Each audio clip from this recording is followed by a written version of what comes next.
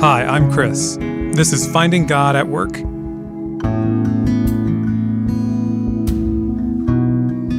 Just a reminder that Finding God at Work isn't just a podcast, it's also an online course.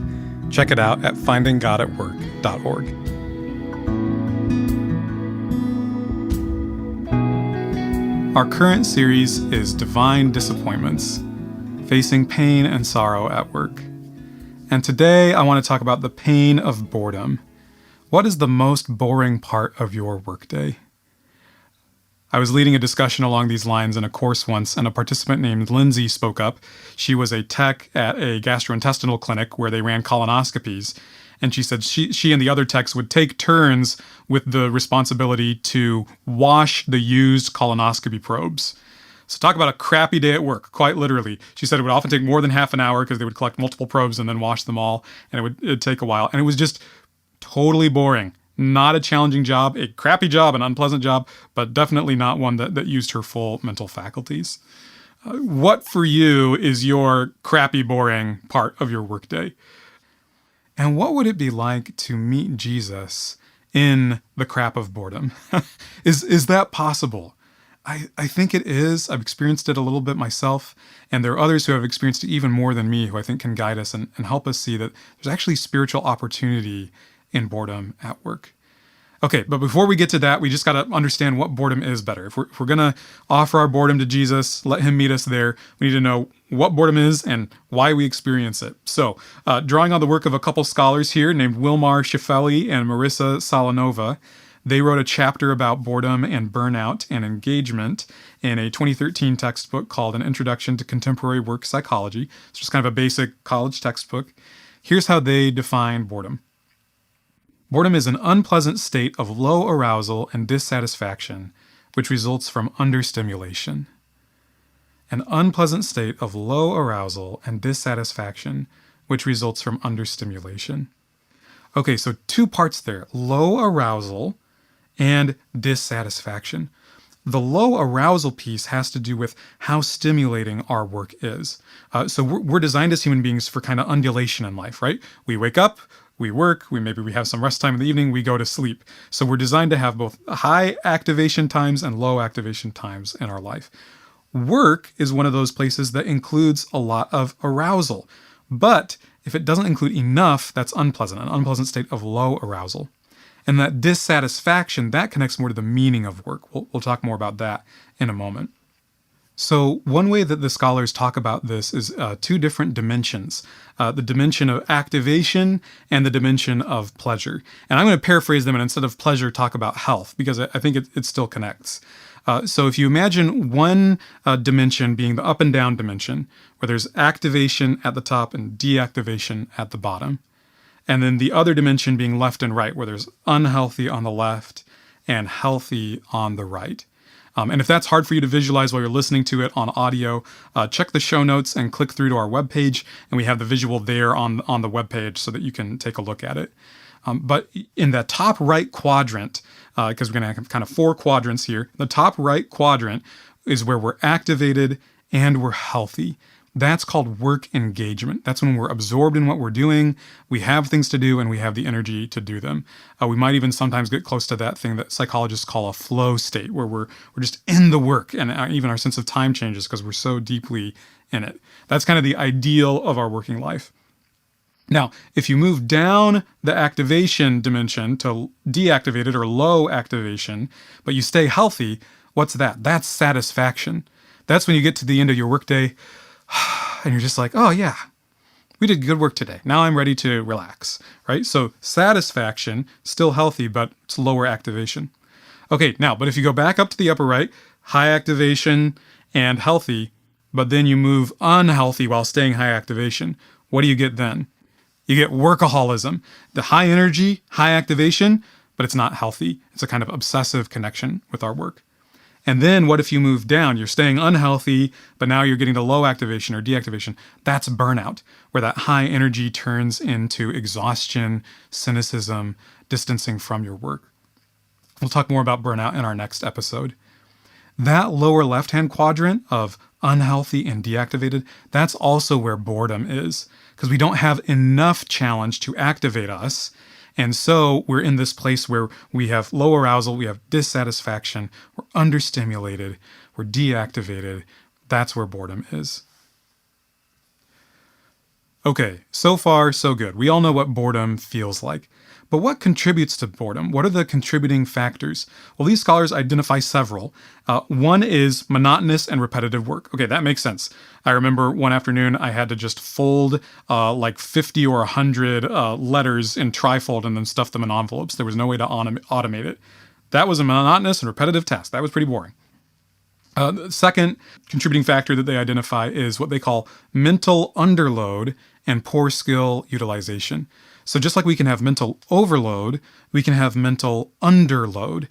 And then poor skill utilization is like where you're really skilled at one thing, but then you don't get to do that thing with your job. So they talk about nurses where so much of their time is taken up doing paperwork. So they're highly skilled to provide healthcare directly to patients, but then so many of their hours are spent just completing these bureaucratic tasks. So that's poor skill utilization. And also those bureaucratic tasks are not very mentally stimulating or challenging. And so that's mental underload as well. But then the third thing that they identify, which I think is really helpful, is absence of meaning. So if we think about monotonous and repetitive work and mental underload, poor skill utilization, those are kind of external factors in our work lives. Those are things that we might not have direct control over. But then this third thing, this absence of meaning, this is a more internal quality in our work lives. This has to do with how we think about our work and why it matters. Okay, we'll come back to that internal quality of boredom in a couple minutes. But what about the consequences of boredom? In the same chapter, they look at negative consequences for you and negative consequences for the organization. So if you're bored at work, obviously that's not pleasant, but you're actually more likely to experience a workplace injury or accident. Interesting. You also are more likely to perhaps cope with the boredom with substances. And so there tends to be alcohol and drug abuse sometimes with a boring work experience. Now, there's also bad results for the organization. People who are bored tend to be absentee more often. There's less productivity. There's more turnover. So boredom isn't good for anybody. It's not good for you. It's not good for the enterprise that you're a part of. So that leads us to the question, what can we do about boredom? And the first thing I want to say is that we can do something about boredom. Part of the challenge with boredom is if we only think about it as something we experience and have no control over, rather than realizing that we have a part to play in our experience of the work. So we might think of the serenity prayer, the one that goes, God, grant me the serenity to accept the things I cannot change, the courage to change the things I can, and the wisdom to know the difference. The prayer is popular in Alcoholics Anonymous, was apparently first popularized by a preacher named Reynold Niebuhr. But I think it captures something really important, and that's the fact that we have agency. We have things that we can change, and we need courage to change those things. But we also need wisdom to know what those things are. And so when it comes to boredom, I think understanding these external qualities and these internal qualities can help us understand how we can change our experience of boredom, what we can do. I also think that the Bible encourages us to think this way. So Ephesians 5, verses 15 through 16. This is in the NIV. Be very careful then how you live, not as unwise but as wise, making the most of every opportunity because the days are evil. So Paul's writing about our kind of overall context. The days are evil, right? We live in a society and a world where many evil and unjust things are happening, where people are not aligned with the purposes and love of God. And so we need to make the most of every opportunity. In older translations like the KJV, that phrase is actually translated redeeming the time. And again, redemption's like that economic metaphor of buying something back. We need to buy back our time for the purposes of God, for the purposes of His love in the world. So what would it look like to redeem the time in our boring experiences at work, to let Jesus meet us there and do something with those experiences? Okay, so first let's look at those external factors: monotonous and repetitive work, mental underload, and poor skill utilization. Again, boredom isn't good for you. It's also not good for your organization. So the first thing to do is to see, can you change those external factors? Can you make your work less monotonous and less repetitive? Now, again, maybe you can't. It's different for different people, the amount of freedom that you have in your work and what your responsibilities are. But it's always worth asking, right? So I remember I once had a colleague, and there was an email that we needed to send. We needed to send it individually, but the exact same email to about 30 or 50 different people. And I asked him if he could do that, and he said, sure. I had to go off and be at a meeting. I came back and I realized he was still working on it, and I was really confused. And I realized he didn't know how to do a mail merge. He didn't know there was a way that you can kind of, program your email service to send the same email individually to multiple people. He was literally copying and pasting the email and sending it one at a time. He just didn't know there was a more efficient way. That's an example of him being engaged in a boring task that he didn't need to be engaged in. There was a way to do it more efficiently that he just didn't know about. So if you find yourself doing a monotonous task or a repetitive task, you might ask maybe your supervisor, or maybe even just do a Google search, like, is there a more efficient way to do this? Is there a more automated way to do this? Right? If you're needing to send the same email to multiple people, figure out how to do a mail merge within your email service. If you find yourself doing a lot of copying and pasting inside of Microsoft Excel, where there's information on one sheet and it just needs to be pulled through to the other sheet, learn how to do a VLOOKUP formula. It's not that hard. You can do it, or you can find somebody on your team that can show you how to set it up. So again, that's part of how we can take responsibility for good work outcomes, not just for our own benefit, but also for the organization we're working for as disciples of Jesus, is to ask, okay, is there a way that this work could be done with less monotony and less repetition that's going to be better for everybody? What about mental underload and poor skill utilization? This is probably one where you have to have a conversation with your supervisor, but you can ask for more or different work. Right? So if the problem is you just don't have enough work to do, you can go to your boss and let them know that and say, are there other ways that I can add value? Maybe think creatively and make a couple of suggestions of projects you could take on. Or again, if it's that poor skill utilization, could you ask for different work? Is there a way that you could figure out how to spend more of your hours leaning into what you're most skilled at doing so that you can add more value to the team?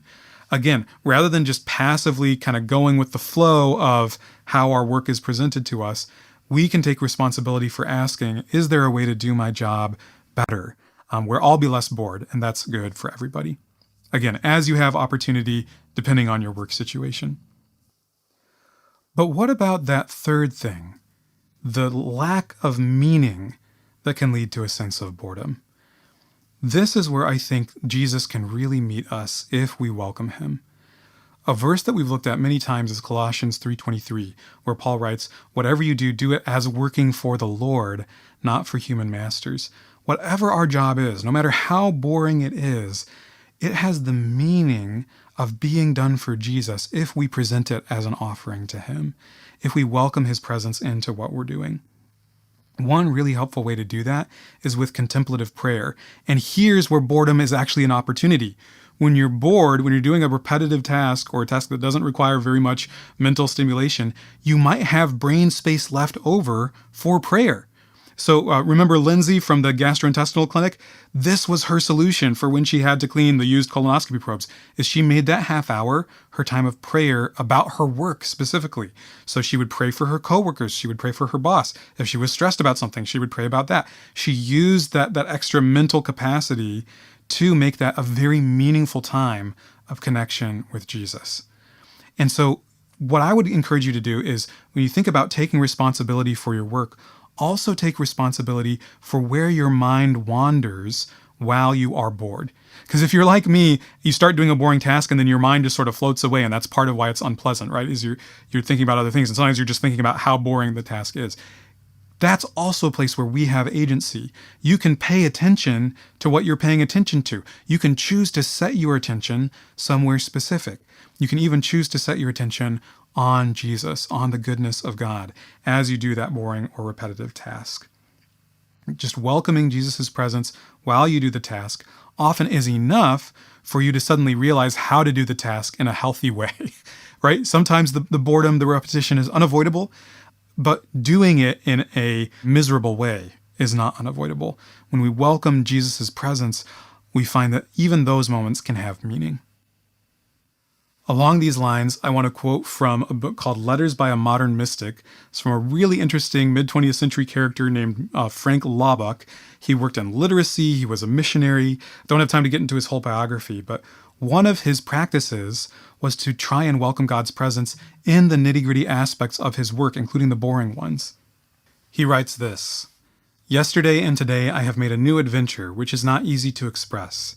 I am feeling God in each movement by an act of will, willing that he shall direct these fingers that now strike this typewriter. I must work to be sure, but there is God working along with me. Some hour spent by some night watchman might be the most glorious ever lived on earth." Some hour spent by some night watchman might be the most glorious ever lived on earth. If we welcome Christ's presence in those boring moments, we redeem the time. They can become moments full of the glory of the Lord. Lord Jesus, we do welcome you. Today, this week, this month, whenever we face boredom, help us to attend to what we're paying attention to. Help us to take responsibility for our part of the dynamic and define the meaning that you can give to our work as we do it for you. Jesus, do your work in us as we do our work with you. Amen. Thanks for listening. Finding God at Work is a production of Mission Central, a ministry based in Aurora, Illinois, dedicated to forming Christians for mission in everyday life. You can subscribe to the podcast wherever you listen to this episode to get 10 minutes of teaching on faith and work every Tuesday and Thursday. To get resources to go deeper with each podcast series, read our blog, and get info about upcoming courses on faith in the workplace, go to our website, missioncentral.church.